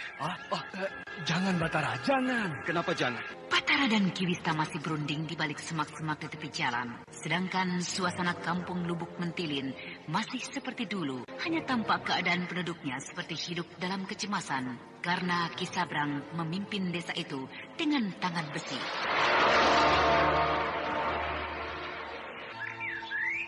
Ada apa sebenarnya, Ki Wista? Keadaan di desa ini sudah banyak berubah, Batara.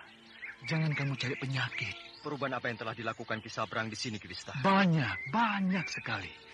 Terutama penduduk desa hidup dalam ketakutan. Kalau begitu, aku merasa harus membunuh laki-laki bajingan itu. Jangan, Batara. Berbahaya. Ki Wista, apakah Ki Wista lupa bahwa aku ini adalah komandan pasukan di desa ini? Apakah Ki Wista lupa bahwa aku adalah seorang perwira kerajaan Dharmasraya? Aku bisa mempergunakan kekuasaanku itu untuk menghukum Ki Sabrang. Itu yang aku bilang, jangan, Batara. Karena akhirnya kau akan menderita. Karena bahaya yang akan timbul dari tindakanmu itu. Tolong katakan bahaya apa yang akan timbul. Kau tahu bahwa seluruh prajurit di desa ini adalah prajurit yang sudah tidak peduli lagi siapa dirimu, siapa Gandini. Mereka kini sangat setia pada Ki Sabrang. Kenapa begitu? Karena Ki Sabrang memberikan upah yang sangat besar kepada mereka setiap bulan. Sedangkan prajurit-prajurit yang masih setia pada Ki Rekso atau pada dirimu, maka mereka ditangkap dan dipenjarakan di kota raja dengan tuduhan mata-mata Singasari. Jadi, kalau kau mencoba untuk menghukum Ki Sabrang, maka kau akan menghadapi ratusan prajurit yang siap membela Ki Sabrang. Bahkan kau akan menghadapi prajurit-prajurit kerajaan Dharmasraya. Kenapa bisa begitu? Karena Ki Sabrang sudah melaporkan kepada kerajaan bahwa kau adalah seorang perwira kerajaan yang berkhianat. Bahkan melarikan diri di waktu desa ini diserbu oleh Singosari. Dan apakah kerajaan percaya laporan itu, Ki Wista? Sebenarnya tidak, Batara. Sehingga kerajaan mengirimkan beberapa perwira kemari. Dan ternyata apa yang dikatakan oleh Ki Sabrang itu terbukti. Karena kau memang tidak berada di desa ini. Bahkan kematian Ki Rekso pun dikatakan karena pengkhianatanmu. Kurang ajar. Jadi kerajaan percaya bahwa kau adalah pengkhianat. Bahkan di sini juga banyak mata-mata Singosari berkeliaran. Bahkan mata-mata Singosari itu tampaknya mendapat perlindungan dari Ki Sabrang. Gusti, jadi apa sekarang desaku ini? Batara, menyingkirlah. Menyingkirlah sebelum bahaya datang. Terima kasih atas keterangan Ki Wista.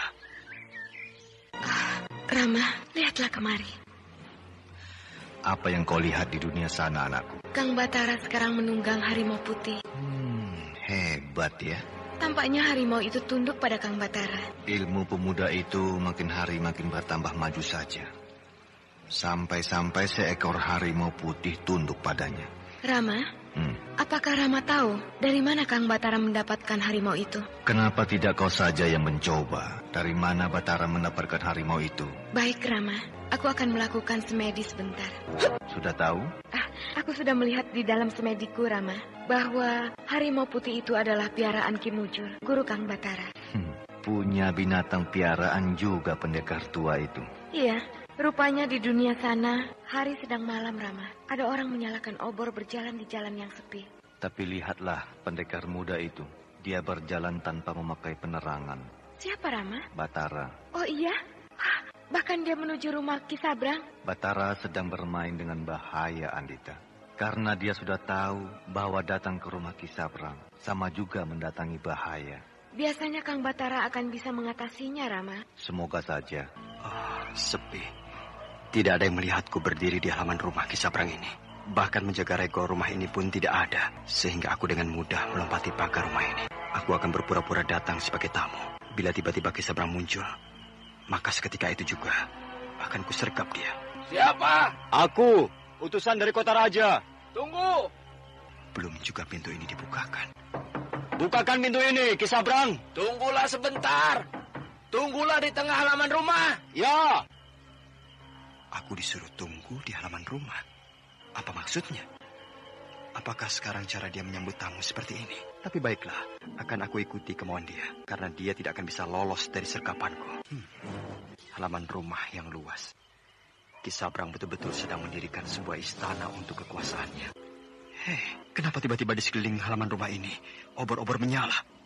Banyak orang berdiri di sekeliling halaman ini. Mereka memegang obor dan, mereka menghunus senjata-senjata mereka padaku. Celaka, aku terkepung. Akhirnya pengkhianat datang juga menyerahkan diri padaku, Apa maksudmu, Ki Sabrang? Jangan terlampau dekat denganku, Batara. Kau maju selangkah lagi, maka nyawamu seketika akan melayang. Kenapa kau perlakukan aku seperti ini?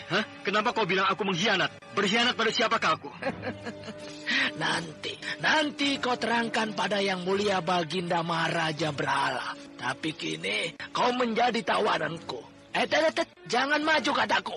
Lihatlah, sekelilingmu para prajuritku sudah siap melepaskan senjata-senjata mereka padamu. Sedangkan di atas atap rumahku, barisan panah sudah pula siap melepaskan anak-anak panah mereka pada tubuhmu. Nah, apakah kau tidak sayang pada nyawamu, Batara? Rupanya aku dijebak. Di sekelilingku adalah pasukan tombak. Sedangkan di atas atap sana adalah barisan panah. Mereka pasti berjumlah lebih dari 50 orang. Kalau aku lawan, maka perlawananku sia-sia. Sama saja aku mengantarkan nyawa. Bagaimana? Sudah kau perhatikan sekelilingmu, Batara? Namaku sudah sangat buruk di mata Sri Baginda Maharaja. Lebih baik aku mati daripada hidup dengan nama yang sudah tercemar seperti ini. Tapi diri... Sayang ya, pertemuan kita kali ini tidak menyenangkan bagimu. Tapi ingat, pertemuan ini juga sebenarnya tidak menyenangkan bagiku. Ya!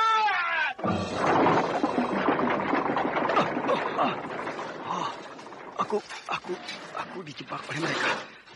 Aku dijala. Aku dibuat seperti ikan. Kau memang tidak mengindahkan peringatanku, Batara. Kau berusaha menyerang aku. Dan maaf, terpaksa aku menangkapmu seperti ini. Lepaskan aku. Lepaskan. Kau tidak akan bisa lepas dari dalam jala itu, Batara. Kalau tidak seizin aku, karena jala itu terbuat dari kawat-kawat besi yang sangat kuat.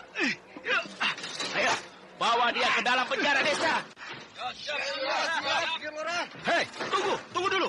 Bukankah kamu bernama Si Abun dan kau bernama Giri, sedangkan kau Laksina, kau Doro? Kenapa kalian lupa bahwa aku adalah komandan kalian di dalam Buk Mentilin ini? Seret terus pengkhianat itu. Ingat. Kalau kalian memenjarakan aku, sama juga kalian menentang kerajaan. Karena aku adalah perwira kerajaan. Kini aku perintahkan kepada kalian, lepaskan aku. Pulihkan Ocen dia. Ayo, jangan ragu-ragu kalian. Ingat, aku adalah komandan kalian. Kalau kalian tidak mau menyeretnya ke dalam penjara, maka kalian yang aku akan tangkap dan kalian akan menerima hukuman gantung. Ayo. Tunggu. Aku bukan pengkhianat. Batara. Ternyata pertemuan kita tidak membahagiakanmu.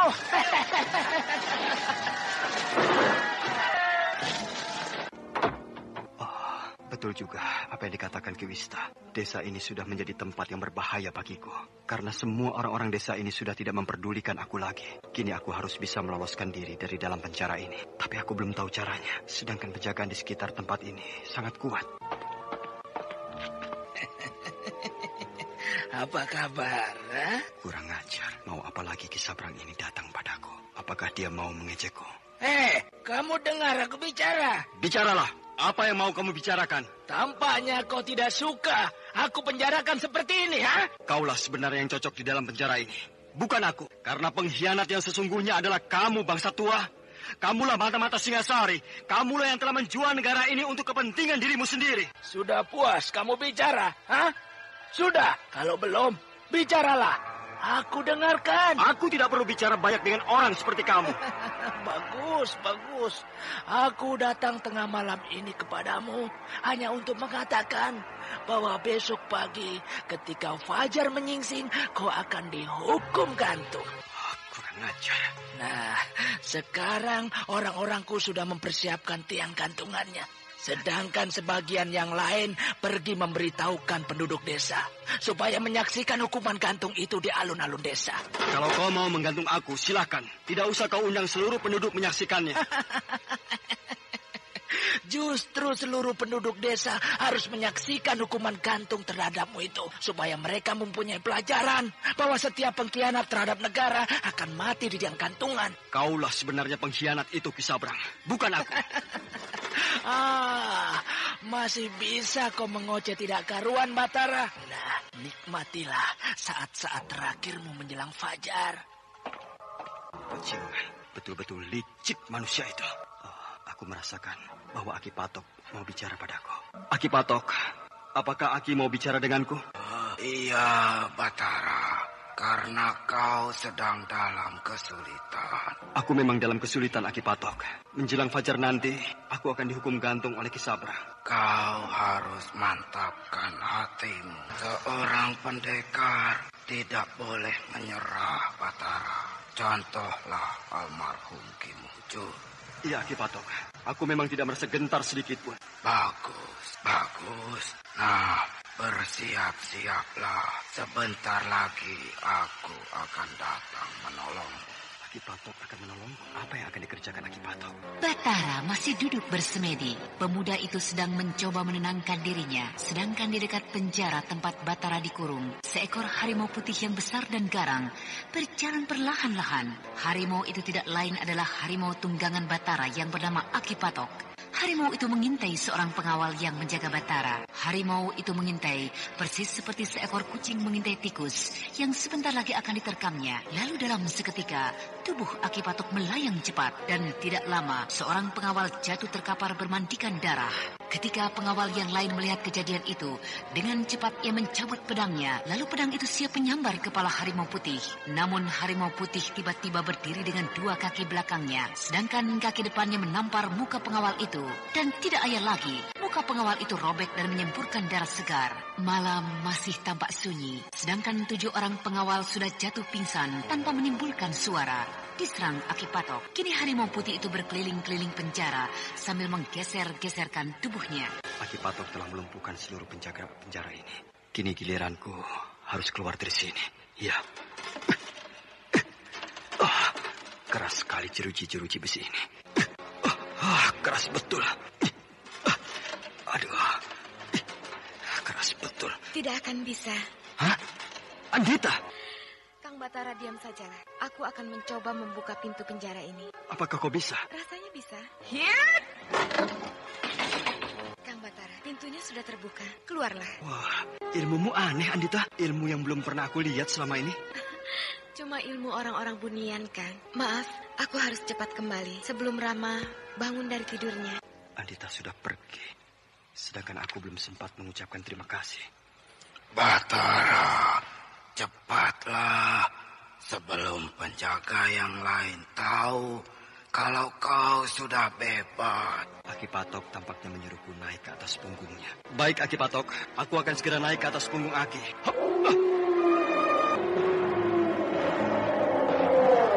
Batara kini sudah bebas. Dia sedang menunggang harimau putih. Kelebatan bayangan harimau putih tampak cepat membelah kegelapan malam. Sedangkan desau angin terdengar membelah udara malam yang sebentar lagi akan berganti dengan pagi. Nah, pendengar yang berbahagia, bagaimana kelanjutan kisah ini? Untuk mengetahuinya, ikuti lanjutan kisah ini esok hari pada waktu dan gelombang yang sama.